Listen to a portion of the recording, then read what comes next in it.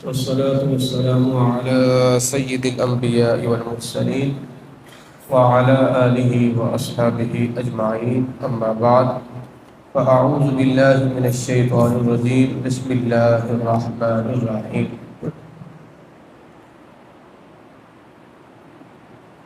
عن أبي هريرة رضي الله تعالى عنه أن رسول الله صلى الله عليه وسلم قال لتؤدن الحقوق إلى أهلها يوم القيامة۔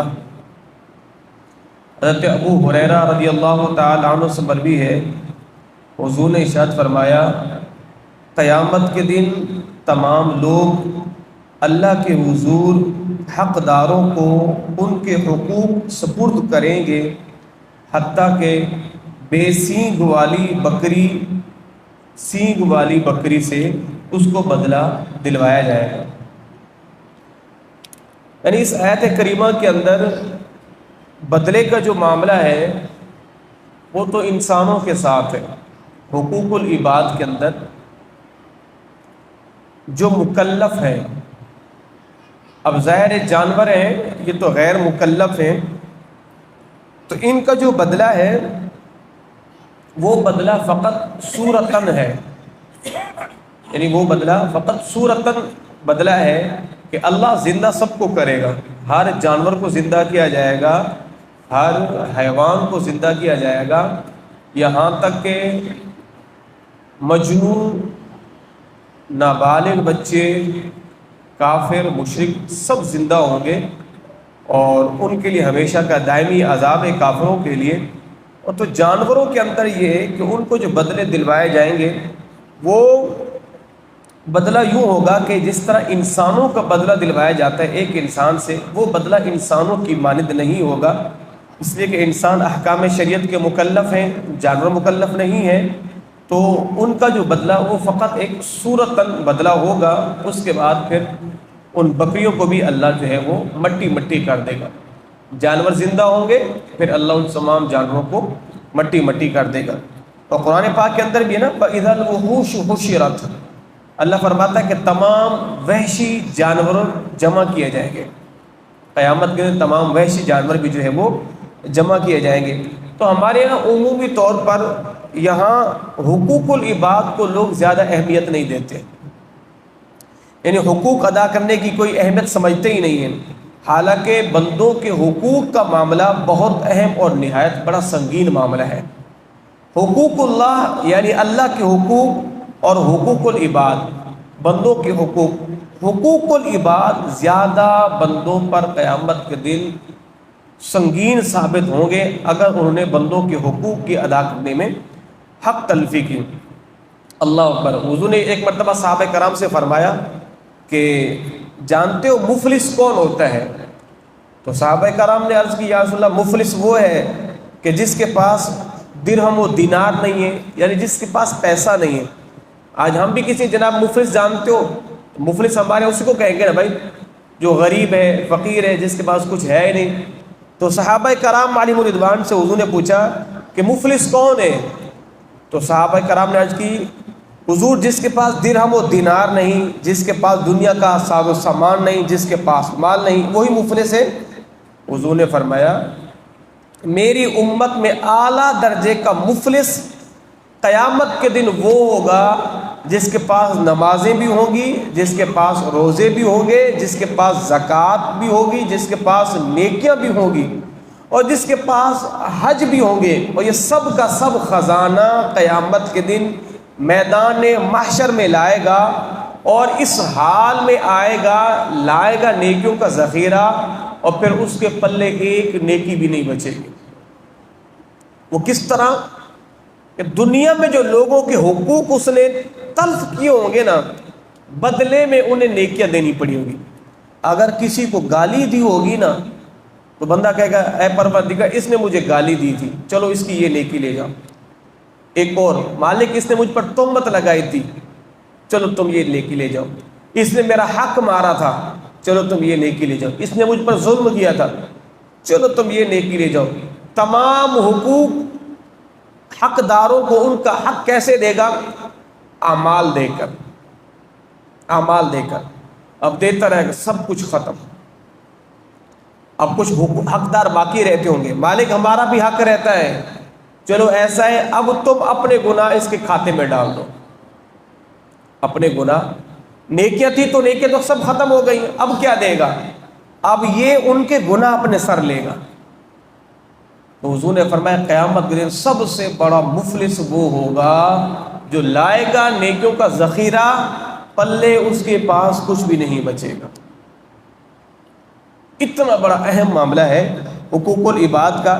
اس لیے ہمارے علماء کرام فرماتے ہیں کہ دنیا کے اندر مال دے لو، معافی مانگ لو، قیامت کے دن ورنہ تمہیں اعمال دینے پڑیں گے، قیامت کے دن اعمال دینے پڑیں گے۔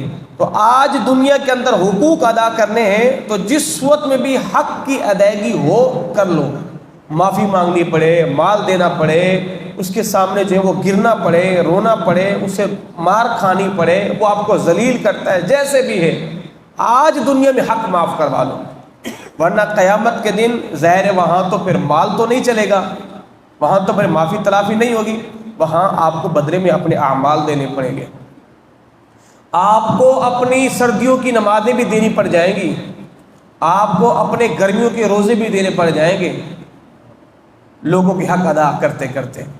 تو اسے دنیا کے اندر جو ہے جو کرنا ہے معافی تلافی کا سلسلہ یہاں ہو، ورنہ وہاں پر تو یہ چانس ختم ہو جاتا ہے۔ اللہ اکبر۔ مشہور تابعی ہیں حضرت سیدنا وہب بن منبہ رحمۃ اللہ تعالی، فرماتے بنی اسرائیل کے ایک نوجوان نے اپنے تمام سابقہ گناہوں سے توبہ کر لی اور 70 سال تک لگاتار اس طرح عبادت کرتا رہا، دن میں روزہ رکھتا تھا، رات میں جاگ کر عبادت کرتا تھا، کوئی غذا نہیں کھاتا تھا، کسی سائے کے نیچے آرام نہیں کرتا تھا۔ انتقال کے بعد کسی اس کے دوست نے اس کو خواب میں دیکھا تو پوچھا کہ ما فعل اللہ بکا، سناؤ بھائی اللہ نے تمہارے ساتھ کیا معاملہ کیا ہے؟ وہ بندہ کیا کہتا ہے؟ اللہ نے حساب لیا، حساب لینے کے بعد میرے سارے گناہ بخش دیے، مگر ایک لکڑی جس سے میں نے اس کی مالک کی اجازت کے بغیر لے کر دانتوں میں خلال کیا تھا وہ معاف نہ کروا سکا، اس لیے اللہ نے میرا داخلہ جنت میں جانے سے روک دیا ہے۔ یعنی اندازہ لگائیں، ایک کسی کی لکڑی اٹھا کے دانتوں میں خلال کیا مالک کی اجازت کے بغیر، کہ بس اس لکڑی کی وجہ سے میرا داخلہ جنت میں رکا ہوا ہے، ورنہ رب نے مجھے معاف فرما دی۔ یہاں ہمارے ان اکابرین کو دیکھیں، خوف خدا تقویٰ کتنا ہے۔ یہاں تو کہتے ہیں نا ہمارے یہاں کہ سارا مال ہڑپ کر لے، ڈکار بھی نہ لی۔ اللہ اکبر۔ اور حضرت سیدنا ابراہیم بن ادہم رحمۃ اللہ تعالی علیہ کے حوالے سے ملتا ہے نا کہ آپ نے ایک مرتبہ نہر میں سیب آتا ہوا دیکھا اور آپ نے اٹھا کے کھا لیا، مگر یہ خیال آتے ہی کہ مالک کی اجازت کے بغیر میں نے کھایا تو پریشان ہو گئے، تو مالک کی اجازت میں چلے تو چلتے چلتے ایک باغ میں جا کے پہنچے۔ وہ باغ ایک ملکہ کا تھا، اس کی جو مالکن تھی وہ ایک عورت تھی، تو آپ نے اسے اجازت لی کہ میں نے سیب کھا لیا ہے تو مجھے معاف کر دی۔ کہا کہ آدھا باغ میرا ہے اور آدھا کسی بادشاہ کا ہے، تو میں نے اپنا حق معاف کر دیا ہے، مگر آپ کے اوپر آدھا حق تو فلاں بادشاہ کا رہتا ہے جس کی آدھی مل گیا تھے۔ تو ابراہیم بن ادم آدھا سیب معاف کروانے کے لیے بلخ کا سفر کیا اور اس بادشاہ کے پاس پہنچے اور اس سے جا کے معافی مانگی، اس سے جا کے۔ تو اتنے بڑے معاملات ہیں حقوق العباد کے، اور ہم تو حقوق العباد کو کوئی اہمیت ہی نہیں دیتے۔ اللہ اکبر، اللہ اکبر۔ حضرت سیدنا عبداللہ بن عمر رضی اللہ تعالی عنہ ارشاد فرماتے ہیں کہ ہم بیٹھے تھے سرکار مدینہ صلی اللہ علیہ وسلم کے زمانہ اقدس میں، ہم بات چیت کر رہے تھے، اتنے میں سرکار تشریف لائے اور پھر حضور نے ہمیں دجال کا تفصیلی ذکر کیا کہ دجال جو ہے وہ جب آئے گا ایک آنکھ سے کانا ہوگا اور اس کی آنکھ جو ہے وہ انگور کی طرح ابھری ہوئی ہوگی، اور حضور نے فرمایا کہ ہر نبی نے اپنی امت کو دجال سے ڈرایا ہے، جناب نوح علیہ السلام کے بعد سرکار مدینہ تک ہر نبی نے اپنی امت کو دجال سے ڈرایا ہے، اور حضور نے فرمایا کہ وہ دجال ایک آنکھ سے کانا ہوگا اور اللہ رب العزت نے تم پر تمہارے خون، تمہارا مال اس طرح حرام کر دیا ہے جس طرح حرم کے اندر کسی کو مارنا، کسی کو ظلم کرنا، جس طرح حدود حرم میں اللہ نے حرام کیا ہے نا، اسی طرح اللہ نے تمہارا ایک دوسرے پر مال کھانا، ایک دوسرے پر ظلم کرنا، ایک دوسرے پہ زیادتی کرنا، اللہ نے بھی یوں ہی تم پر جو وہ حرام کر دیا ہے۔ اب صحابہ کرام سے حضور نے یہ بات ارشاد فرمانے کے بعد فرمایا، اے میرے صحابہ یہ بتاؤ، الا هل بلغت، کیا میں نے تمہیں اللہ کا پیغام پہنچا دیا؟ صحابہ نے کہا نعم۔ حضور نے پھر فرمایا الا هل بلغت، کیا میں نے تمہیں اللہ کا پیغام دے دیا؟ صحابہ نے کہا نعم، جی ہاں۔ حضور نے پھر فرمایا الا هل بلغت، میں نے اللہ کا پیغام تم تک پہنچا دیا ہے؟ صحابہ کہتے ہیں نعم۔ تو صحابہ کرام علیہ رضوان فرماتے ہیں ہم نے 3 مرتبہ نعم کا، سرکار نے 3 مرتبہ جو ہے ہم سے پوچھا، اور پھر میرے مصطفیٰ نے فرمایا کہ تم پر افسوس ہے، دیکھو میرے بعد کافروں کی طرح نہ ہو جانا کہ تم ایک دوسرے کی گردنیں مارنے لگ جاؤ۔ حضور نے فرمایا میرے ظاہری پردہ فرما جانے کے بعد کافروں کی طرح نہیں ہو جانا۔ اگر کوئی مسلمان کسی مسلمان کو اس کا قتل حلال سمجھ کے کرتا ہے تو وہ کافر ہو جاتا ہے، کہ جناب یہ مسلمان بھائی ہے اور وہ کہ نہیں اس کو قتل کرنا جائز ہے میرے لیے، اس کو قتل کرنا میرے لیے حلال ہے، تو ایسا بندہ کافر ہو جاتا ہے، اس لیے کہ مومن کا خون مومن پر حرام ہے۔ تو فرمایا کہ میرے بعد ایک دوسرے کی گردنیں نہ مارتے رہنا۔ اللہ اکبر۔ تو سرکار مدینہ صلی اللہ علیہ وسلم نے یہاں پر دجال کے بارے میں حضور نے ارشاد فرمایا، اور ہر نبی نے اپنی امت کو ڈرایا ہے، تو حضور نے بھی ڈرایا ہے۔ فرمایا کہ دجال کیا کرے گا؟ زندوں کو مردہ کر دے گا، مردوں کو زندہ کر دے گا، جہاں سے گزرے گا زمین کے اندر سبزہ آ جائے گا، ایک طرف اس کی جنت ہوگی، مصنوعی جنت جس کو دجل کا معنی ہے فریب، مکر، اپنے منتر کے ساتھ جو ہے وہ اپنے دجل کے ساتھ ایک طرف جنت بنا دے گا، ایک طرف دوزخ بنا دے گا، جہاں سے گزرے گا مردے اس کے ساتھ اٹھ کے چلنا شروع ہو جائیں گے، جس بنجر زمین کے پاس سے جائے گا وہاں سبزہ ہی سبزہ ہو جائے گا، وہاں سبزہ ہی سبزہ ہو جائے گا۔ تو دجال جو ہے وہ خدائی کا دعویٰ کرے گا، اور میرے مصطفیٰ نے فرمایا کہ جو اہل ایمان ہوں گے اللہ اس وقت انہیں ایمان کی سلامتی بخشے گا، اور وہ دجال کو دیکھتے ہوئے پہچان لیں گے کہ یہ مکار دجال ہے، معاذ اللہ ثم معاذ اللہ، یہ کوئی اللہ کا بھیجا ہوا بندہ نہیں ہے، کیونکہ کافر اس پر ایمان لے آئیں گے۔ میرے مصطفیٰ نے فرمایا دجال کانا ہوگا، تمہارا رب کانا نہیں ہے،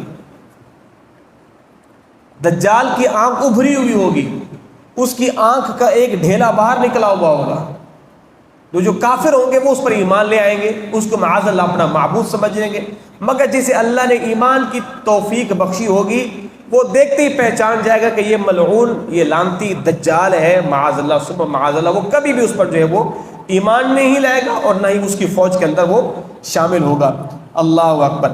تو آقا کریم صلی اللہ تعالی علیہ وآلہ وسلم نے ارشاد فرمایا، حضرت ام المؤمنین عائشہ صدیقہ فرماتی ہیں حضور نے فرمایا جس نے کسی کی ایک بالش زمین ظلماً قبضے میں لے لی، قیامت کے دن اللہ اسے 7 زمینوں کا طوق پہنائے گا۔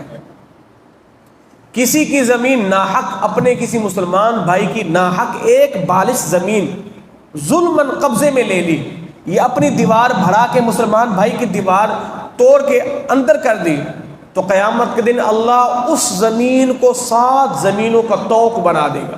اب ظاہر بندے کی گردن میں 7 زمینوں کا طوق کیسے آئے گا؟ تو روایتوں میں آتا ہے اللہ اس کی گردن کو اتنا بڑا کر دے گا کہ 7 زمینوں کو طوق یعنی 7 زمینوں کو ہار کے اندر پیرو کے نا اللہ اس کی گردن میں ڈال دے گا۔ فرمایا کہ یہ ہے وہ زمین کہ جو تم نے اپنے مسلمان بھائی کی ہڑپ کی تھی۔ اللہ اکبر۔ تو فرمایا کہ 7 زمینوں تک اس کو دھسا دیا جائے گا، اللہ اس کو یہ سزا دے گا کہ جس نے اپنے مسلمان بھائی کی زمین پر قبضہ کیا۔ تو یہ حدیث پاک جو ہے یہ آج کی اس قبضہ مافیا کے لیے ایک عبرت ہے، جو لوگوں کے گھروں پہ قبضہ کر لیتے ہیں، لوگوں کے گھروں کے کاغذات کو بدل کے اپنے نام پہ بنا لیتے ہیں، یہ ان کے لیے عبرت ہے۔ ایک بالش کی زمین طوق بنا کے بندے کے گلے میں ڈال دی جائے تو بتائیں اس کا پھر حال کیا ہوگا۔ اللہ اکبر، اللہ اکبر۔ اللہ رب العزت کی بارگاہ میں دعا گو ہوں پروردگار تمام مسلمانوں کی خیر فرمائے اور تمام مسلمانوں کی پروردگار جو ہے وہ حفاظت فرمائے۔